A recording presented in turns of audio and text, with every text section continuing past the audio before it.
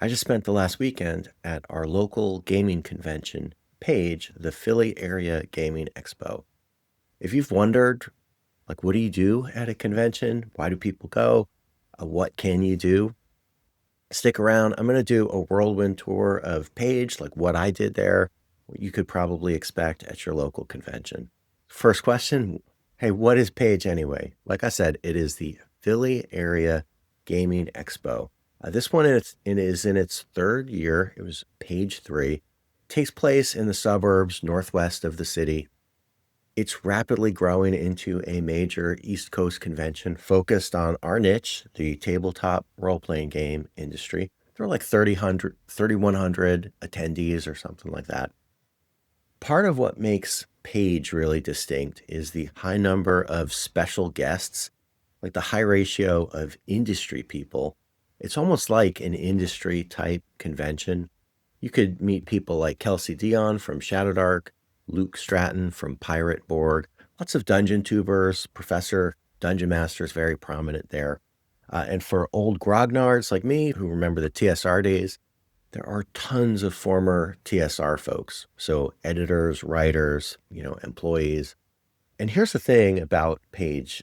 The special guests are not hiding away somewhere in a lounge. They're running games.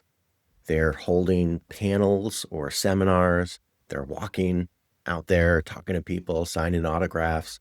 It really is a special convention. Oh, and I should point out, it's really well run. The organizers do a great job. Lots of dedicated, passionate volunteers. What are the kinds of things you do? For starters, I like to go to panels or seminars. First, they're usually free. And think of it this way. It's a chance to go and sit in front of someone accomplished or professional who's got like some invaluable knowledge and is willing to just share it with you during the panel discussion. In fact, last year at Page 2, I went to a seminar talking about why you should start a YouTube channel. And voila, a couple months later, Lich House started. That's why I'm here today. This year, I think I went to 5 or 6, excuse me. I think I went to 5 or 6 different panels. Two of the standouts. One was about running a Kickstarter. I've got this homebrew setting and set of adventures that I would love to bring to print. And so I think this was so valuable to get some inside information about the trials and tribulations of the logistics and finances behind successful Kickstarters.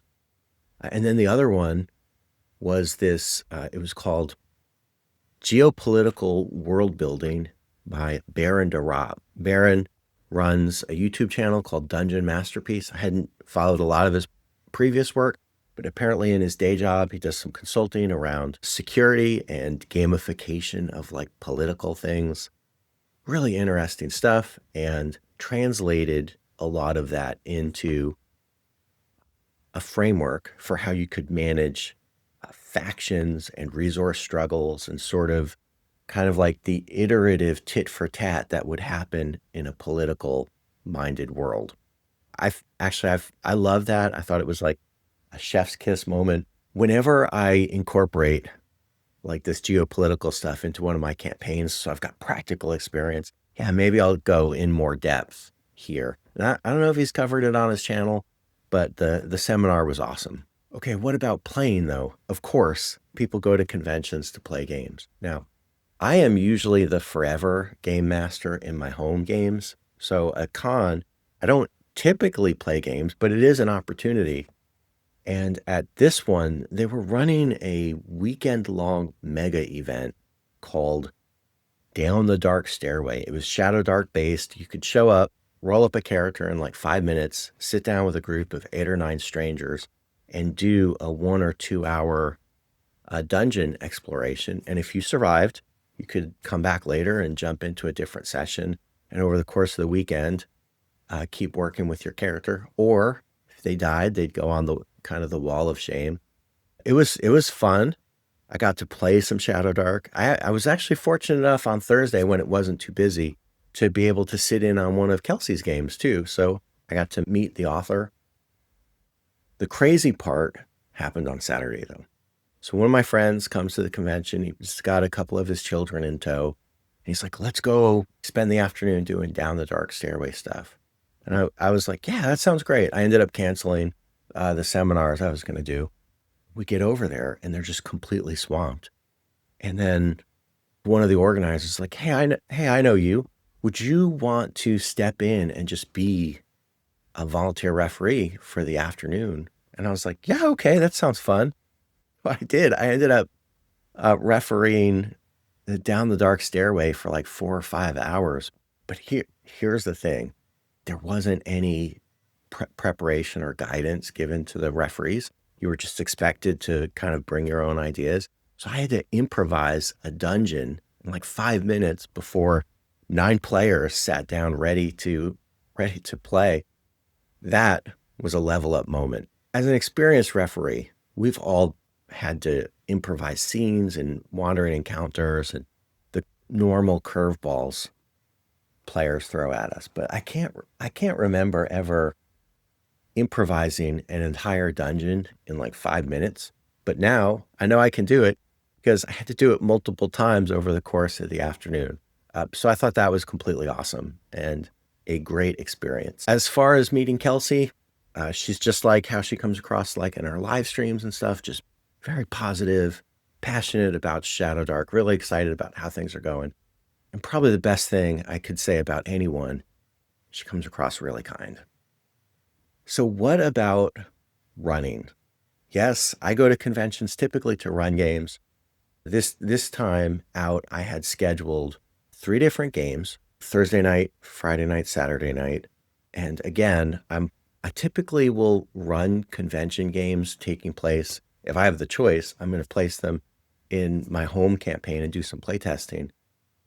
My home campaign is called The Black City.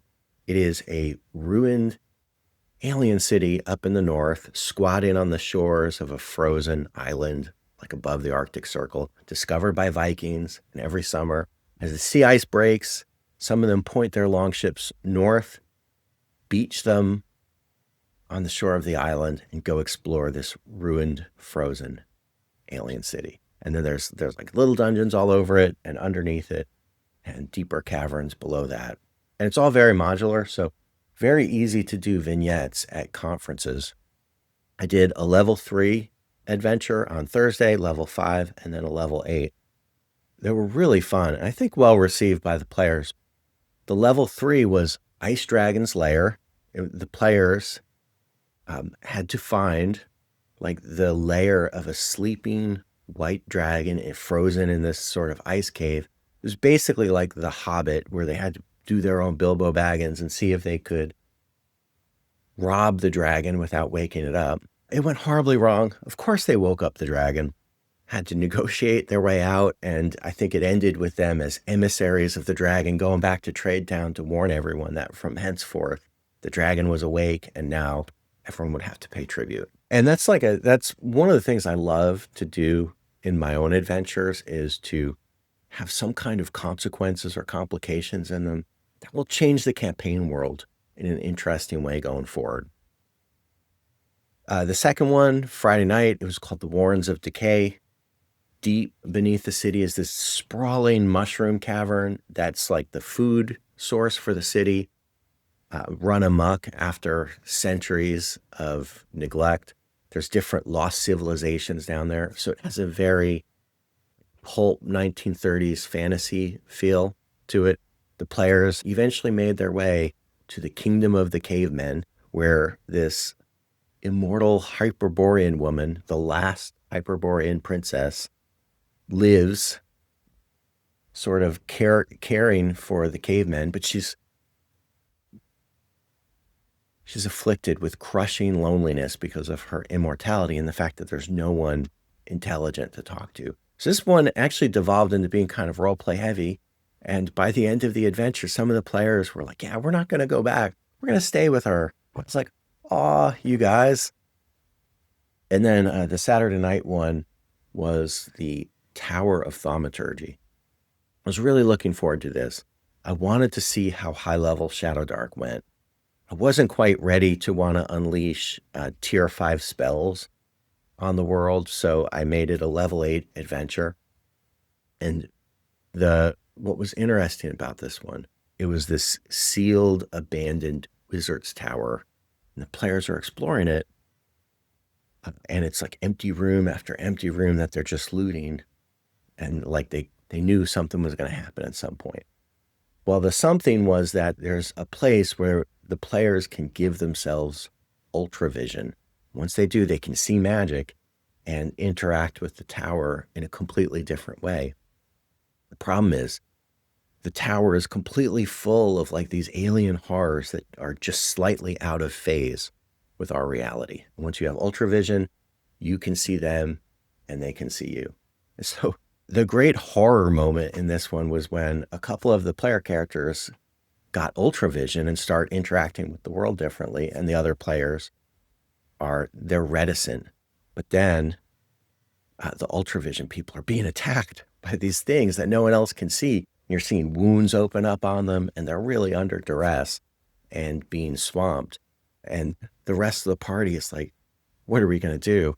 Like, if we don't do anything, we're safe, but they're clearly going to die. And it became this big, almost like an ethical debate at the table, like trying to figure out what to do. People are like casting runes, doing auguries, trying to figure out the best course of action.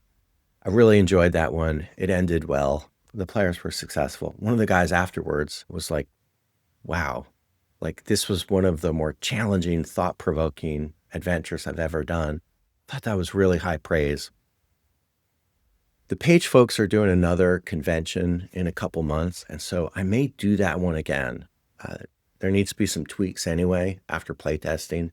There are these monsters that could drain magic items, and I almost think that they were too oppressive. Here's the thing. If you're going to do a high-level adventure, you have to expect challenges to be beyond combat and be attacking you from different angles and things like that. But I could probably tone it down a little bit. And then you go to conventions to engage in capitalistic enterprises. In other words, almost every convention will have some kind of a dealer room where you can buy swag or look for old games or buy new games and stuff like that.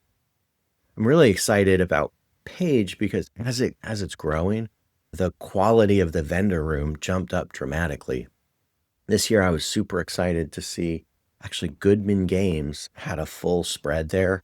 They were at PAX a couple months ago as well. And actually the Arcane Library was at Page this year too. So for me, shopping wise, I got some cool Goodman stuff I wanted. I love to collect their funnels, their 0-level adventures. I've had Sailors on the Starless Sea in PDF, so I was really glad to get a print version. They'll probably show up as a Shadow Dark Gauntlet at some point. I did get a chance to pick up some Shadow Dark collection items. I got a copy of their Game Master screen, which is going to go out of print to replace by something different. Some of the quick start guides in print that I had only had in PDF previously. Oh my gosh, and check this guy out. For a channel branded on a green lich, how awesome is their Mordecantus, the Mummy Lich from Shadow Dark? He seems like he fits right in.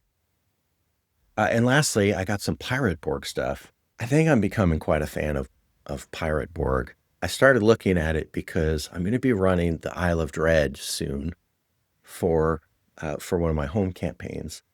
And it seemed like Pirate Borg had a really good ship combat system that would be really easy to adapt backwards to BX or Shadow Dark. And that's all true, but it's also kind of just a cool setting in and of itself. If there's any place in a fantasy world that could get the Pirate Borg treatment, it would be the Sea of Dread.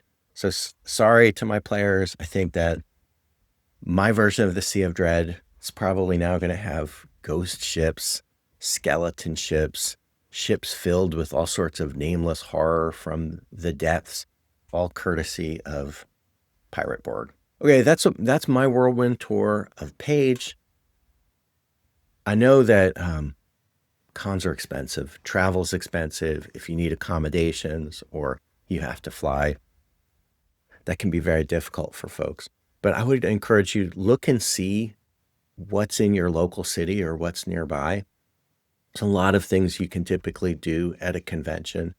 And if you're a referee, I strongly encourage going out there and trying to run games. I think it's an opportunity to level up your referee skill by working with new groups. I actually did a video, I think a couple months ago, on how to prepare and run a game at a convention. I'll link to that here. And I know I've promised I will get back to the Lost Citadel of the Scarlet Minotaur, Shadow Dark's iconic adventure. We're going to look at experience and how to run that. That's coming up next. All right, everyone. See you next time.